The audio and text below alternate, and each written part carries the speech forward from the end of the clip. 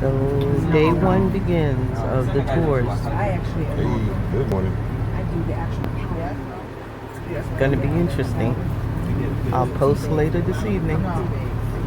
What I was saying, I said this place is called Elmina, and this is the first town that the first white person set foot on in 1471.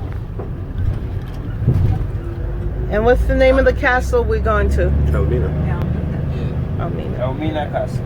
Okay. So we're going to Elmina Castle. There are two big castles around. We have the Elmina Castle and then the People's Castle. Then we are visiting the Elmina That's a Castle. nice soundbite.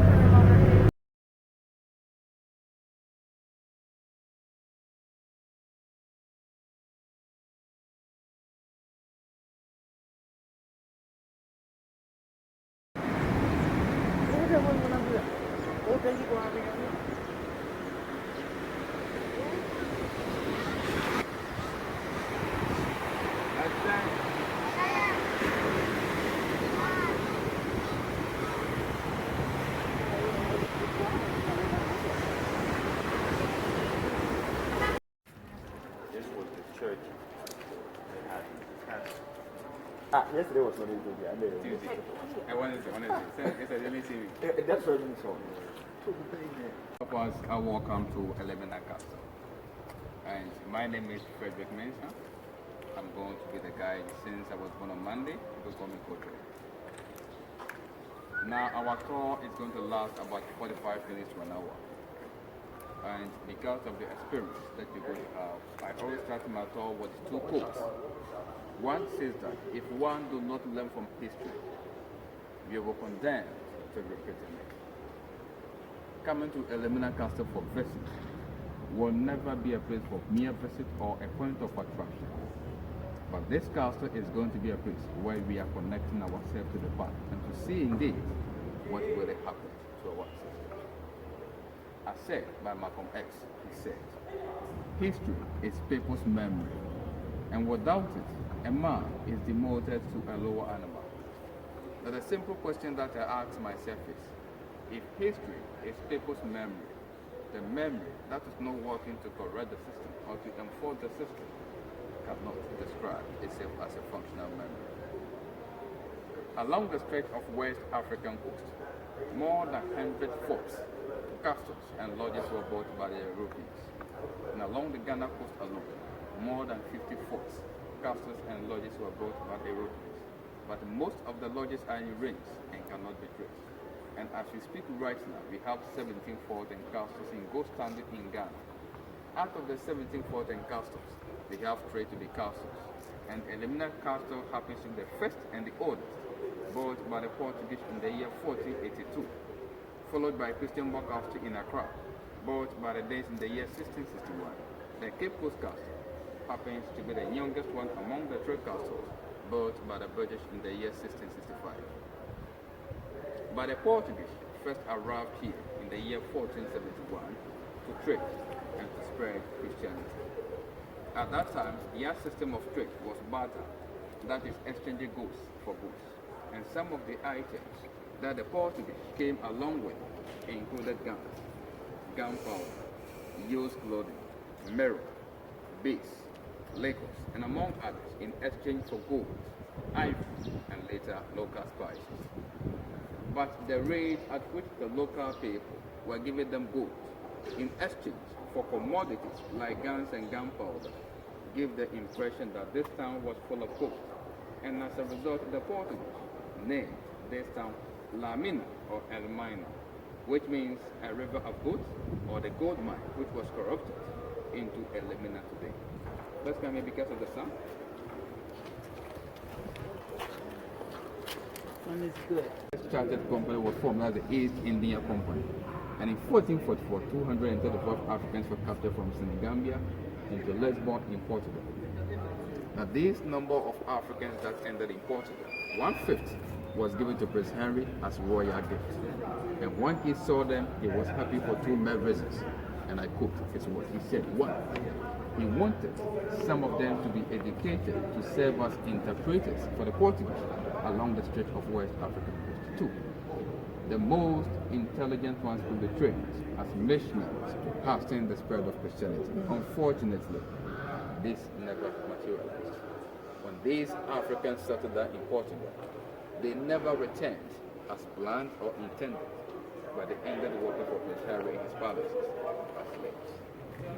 So this indicates that they started capturing Africans 30 years before they arrived here in the year 1471. Then 41 years later, this castle was built.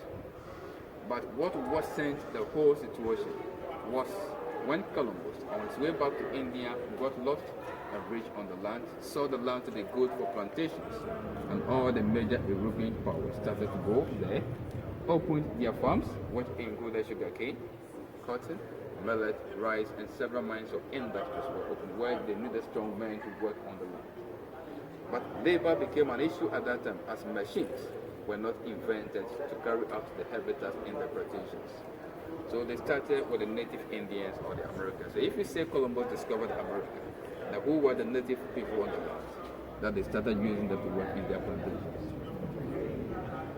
Never.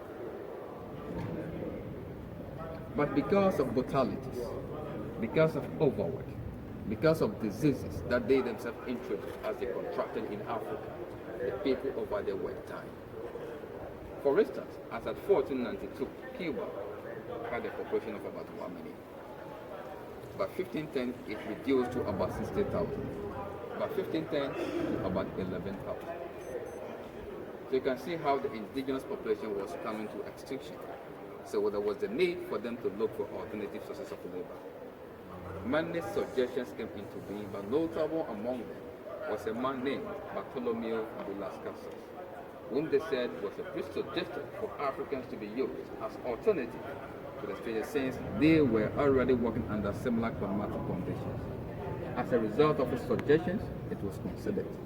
In 1513, some Africans were taken for Spain, Hispaniola, present-day Haiti, to be tried over there. And according to them, one African strength was to fall native English, which meant that physically, Africans proved much more stronger than the native Indians.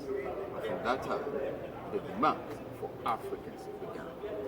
So in 1518, the first official agreement called Assento Agreement was signed between the Portuguese and the Spanish, where the Portuguese were supposed to supply Africans captured as slaves to the Spanish. And that began the whole process. So for over 400 years, Africans were captured, taken from their own soil, their traditions, their culture, their customs were taken away from them. And they never had the opportunity to even say goodbye to their friends, family members, or relatives to an unknown land as they never knew where.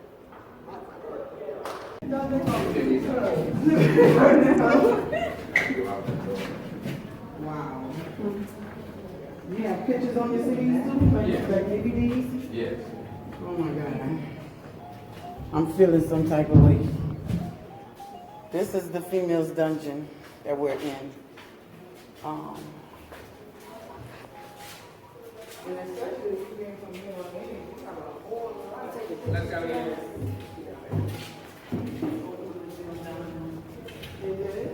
The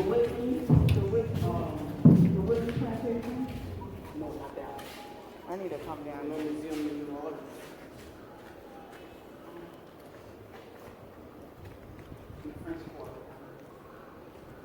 Let's come closer. We're going to explain so the rooms down. When you go in there, you can take the pictures as you walk. So you're going to experience all the rooms down here. So when you enter in the picture, you're going to take it and do that. Okay. I have one of us. Now, we are now in the female courtyard. And all the rooms on the down floor initially were used as storehouses or warehouses where the Portuguese were keeping their items. But quickly, when they shifted their attention to trading human beings, they converted them into dungeons where 400 women were kept for 2 to 3 months awaiting shelter. Now let's move straight into the dungeon to see the conditions or the condition in the dungeons for us to have a feel of how it was to be in the dungeon in those days. Shall you?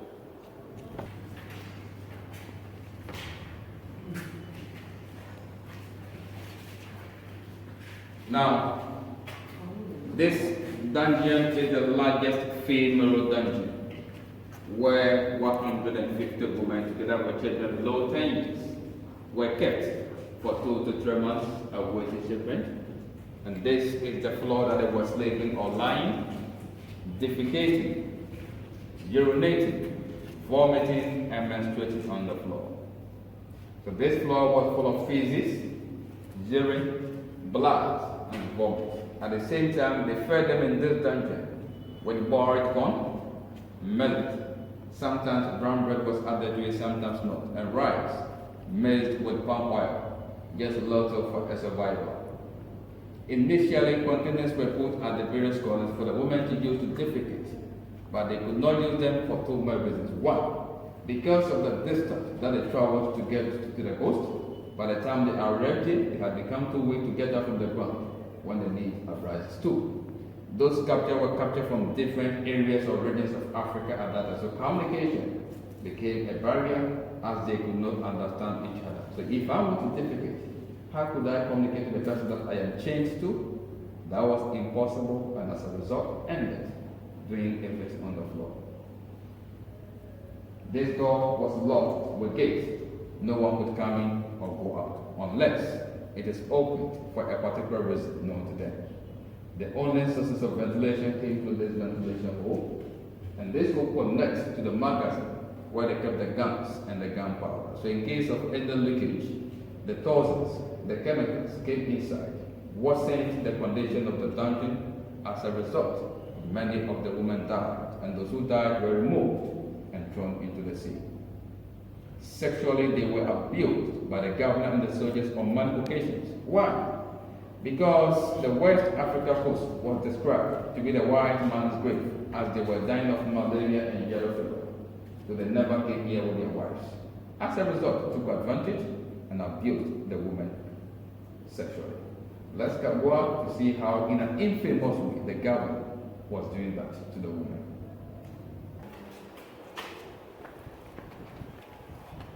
That's a well. Now this is a reservoir, and this reservoir was built by the Portuguese, where 20,000 gallons of rainwater was stored in it. When the Dutch took over, because they were enemies, the Portuguese and fought to capture the castle from them, they thought they had poisoned the reservoir, so they never used it, abandoned it. In order for them to abuse the women sexually, the governor stood up here. This is the governor's power. Ordered the soldiers to open the gates of the dungeon for all the women to come out assembled at the courtyard. So he stood up, looked down, and selected one. But the one chosen by the governor had been in the dungeon for a month or 2 months for that bathing, cleaning herself, brushing her teeth. And since she's a woman, she could have even menstruated without cleaning herself. So the water was fetched from the reservoir by some of the soldiers, for the one chosen by the governor to bath in the presence of the others, including the male soldiers. After such embarrassment, humiliation, he was clothed, fed, forced by the soldiers from the staircase to the governor's quarters. You can see some clothes and chains on the floor. These clothes and chains are not the original chains and clothes used by our ancestors, no. But in 2015, a program was held here entitled The Return of the Captives, where some people volunteered to reenact the story of the dungeon. So during the reenactment, these are the clothes that they used to cover their private parts, and the chains that they pulled to themselves and slept in this dungeon for 12 hours. And after 12 hours, indeed, it was a traumatic experience, as the condition of this dungeon was horrible, unbearable to even come closer for less than 5 seconds. Why? Because the stench that was emanating from the dungeon and the vomiting was unbearable. So the simple question that people who came to witness the program asked themselves, if 12 hours in this dungeon was traumatic, was horrible, then how much more of those who spent about 2 months, months in this dungeon. And during the program, they just passed the urine and vomited. They never defecated because of the brain activity. So if urine and vomiting alone was really hard, then how much more of those who spent 2 or 3 months in the dungeons, passing urine, defecating, urinating, the vomiting? One couldn't imagine what they might have gone through for spending days, weeks, and months in this dungeon awaiting shipment. And on top of this dungeon is where the Dutch put up their church, Dutch Reformed Church. And they were worshiping. Let's see some of the original bars.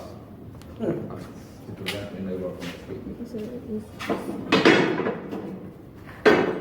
So you can see these bars are wooden bars, not the original bars, but because of the safe breeze or the rusting, that is why we have replaced the metal ones with the wooden bars. But we can still see some of the original bars to prevent anyone from escaping the dungeon. Shall you continue?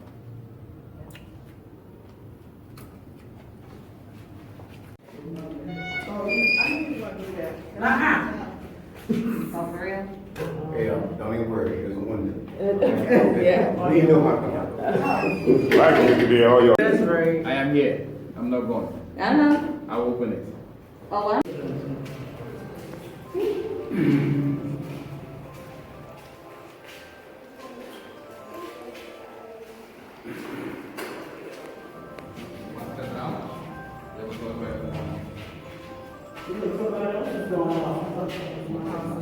Baby, hold my hand. One step down. You have a touch right your phone, you can put it on. One step down. I can't see. Turn on the light. Okay. Yes. One step down. Let's come inside.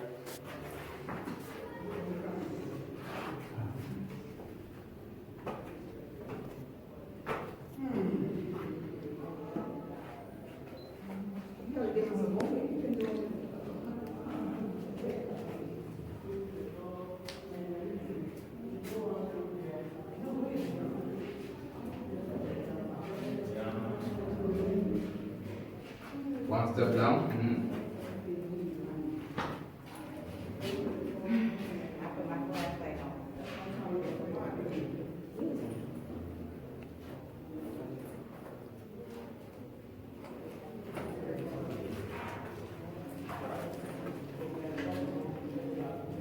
Now, you can see this staircase was not, this drainage system was not here at the time that both the Portuguese and the Dutch were in charge of this castle.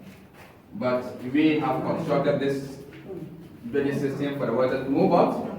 So at that time, there was a staircase here that the woman used to pass through to get into the room of no return. And the men also came through this door to get into the room of no return. So if you're going into the room of no return, we come 4 steps down before we lift up our head. Shall we go? 1, 2, 3, 4.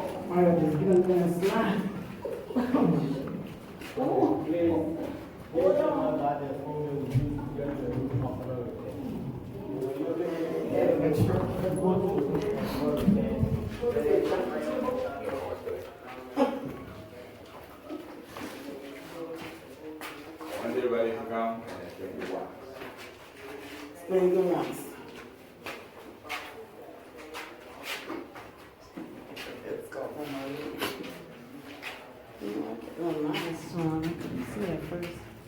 Now, we are now in the room of no return, and this is the door or the gate of no return, which means that anyone who went out through this door or came to this room never returned any longer. And that was the last day in Ghana and Africa at that time as a whole. But note, when they started their trade in the beginning, the door was wider from here to this point. But when they shifted their attention to trade in human beings, then quickly they narrowed the door to this size. Why? 3 reasons accounted for this. 1 was to control, 2 was to weaken, and 3 was to suppress, so that none of them would have the strength and the zeal to fight back for their release of freedom. But narrowing the door to this size didn't suggest that some of the captives were not strong. They were, but being kept in the dungeon for 2 or 3 months, how inhuman treatment or conditions that they were subjected to, they became weak and weaker, thin and thinner, slim and slimmer to pass through this door when the ship arrived. At that time, the sea was touching the castle. So they used smaller boats to convey them from here into the bigger ship, and the journey across the ocean began. But now, according to scientists, due to the movement of the earth, the sea has receded. That is why we don't see the sea touching the castle any longer. Things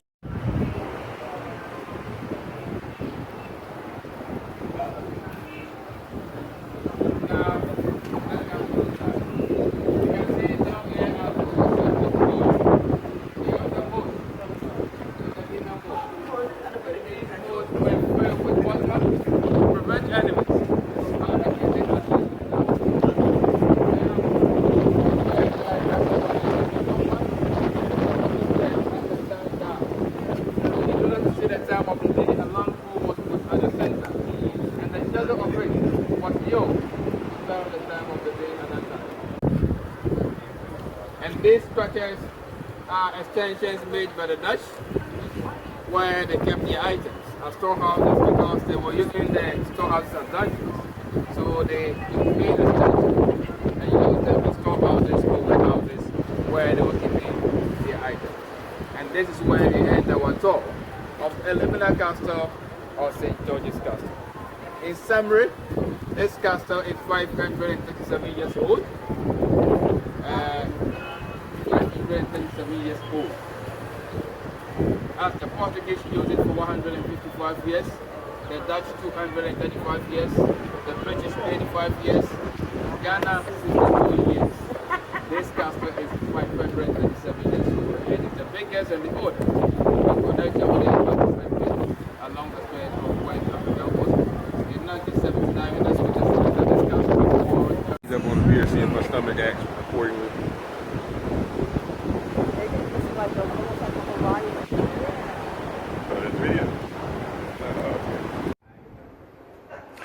So this has been very emotional. We came to Elmina Castle, which is the point of no return for many, many slaves here in Ghana and Africa, West Africa.